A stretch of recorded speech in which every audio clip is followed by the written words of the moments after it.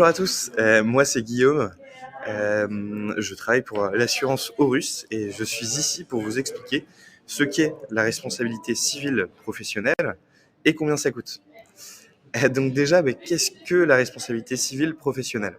Déjà, c'est une assurance qui va être indispensable pour les entreprises et les indépendants.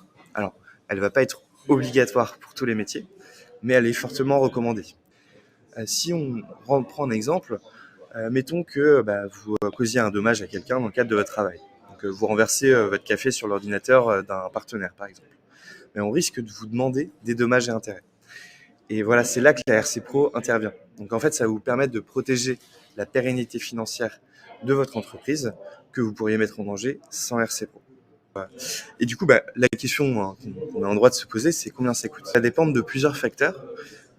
Déjà, votre activité. Vous allez avoir la forme juridique de votre entreprise. Et ensuite, certaines données financières et sur les garanties également qui vont être importantes.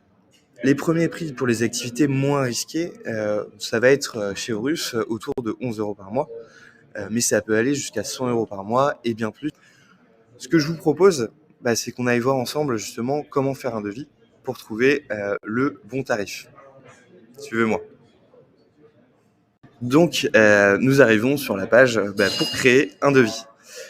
Donc, on m'invite à renseigner mon activité principale. Donc, mettons que je sois professeur de yoga. Donc, je rentre mes informations, professeur de danse. Partons pour professeur de danse.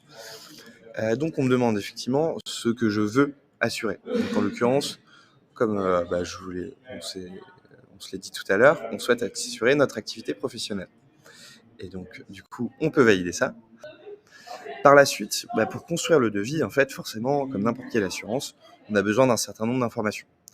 Donc, on va me demander mon code postal. Donc, je suis à Paris dans le 9e, donc je clique dessus. Mon chiffre d'affaires sur les 12 prochains mois. Même chose, je renseigne 50 000 €, ce qui est déjà un beau chiffre d'affaires. On me demande si je travaille avec les États-Unis ou le Canada. A priori, non. Donc, on arrive sur cette page. Alors, cette page, déjà, il y a plein d'infos, mais ce qu'on peut remarquer à première vue, c'est le tarif qui est affiché en haut à droite. On est sur un tarif mensuel de 17,97 €. Après, j'ai la possibilité, en cliquant sur ce bouton, de voir les garanties. À quoi ça correspond exactement. Donc, je défile rapidement. Je peux également changer ce qui s'appelle le plafond de garantie. Alors, le plafond de garantie, en fait, c'est tout simplement le plafond jusqu'auquel, en fait, vous pouvez être indemnisé.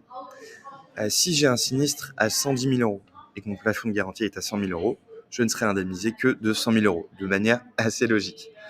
Et du coup, j'ai la possibilité de changer ce plafond. Et on voit ici que ça fait évoluer forcément le tarif, comme je vous le disais tout à l'heure. Je vois du coup par la suite que j'ai la possibilité, si j'ai des questions, d'obtenir des avis de la part de conseillers. Donc je peux appeler directement le numéro pour avoir quelqu'un au téléphone pour m'expliquer. Je peux choisir d'être rappelé. Donc là, ça me demandera de renseigner mes coordonnées. Et je peux choisir aussi de contacter directement un conseiller sur le chat. Et du coup, directement, on me demande quel est mon besoin. Donc ça permet en fait rapidement d'avoir des options si vous avez des doutes, s'il y a des sujets en fait qui vous semblent flous. L'assurance, on n'est jamais sûr de soi, donc c'est toujours bien de demander, donc il ne faut vraiment pas hésiter. Donc je vous invite du coup à bien poser toutes vos questions et on se fera un plaisir d'y répondre.